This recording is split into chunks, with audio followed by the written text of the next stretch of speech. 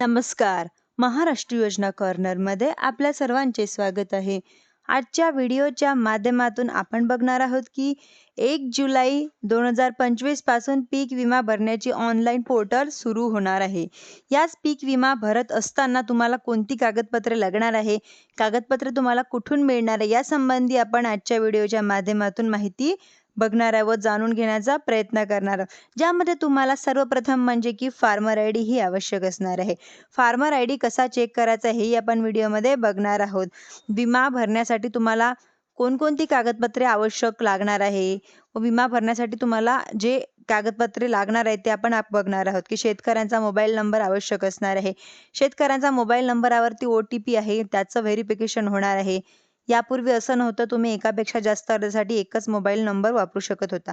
परंतु आता यामध्ये अपडेट झालेलं आहे की आता तुम्हाला प्रत्येक अर्जासाठी वेगवेगळा मोबाईल नंबर लागणार आहे.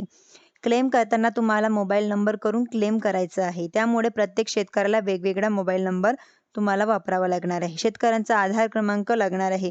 शेतकऱ्यांचे नॅशनलाइज बँकेचे बँक पासबुक लागणार आहे, ज्यामध्ये तुम्हाला bank account number, IFSC code याची आवश्यकता लागणार आहे. शेतकऱ्यांचा 7/12 आणि 8 उतारा हा लागणार आहे. 7/12 तुम्ही डिजिटल वापरू शकता. तलाठीच्या सही शिक्क्याचा वापर करू शकता. त्यानंतर नवीन यामध्ये तुम्हाला फार्मर आय डी लागणार आहे. फार्मर आय डी कसा चेक करायचा तेही आपण पाहणार आहोत. जर सामायिक खातेदार असेल व संमतीपत्र बॉन्डवरती लागणार असेल तर ही सर्व कागदपत्रे तुम्हाला लागणार आहे. आणखीन एक जे स्वतः घोषणापत्रक म्हणजे स्वयंचं जे घोषणापत्रक आहे ते लागणार आहे. पीक पेरा म्हणजेच की पीक फेरा तुम्हाला या ठिकाणी लागणार आहे.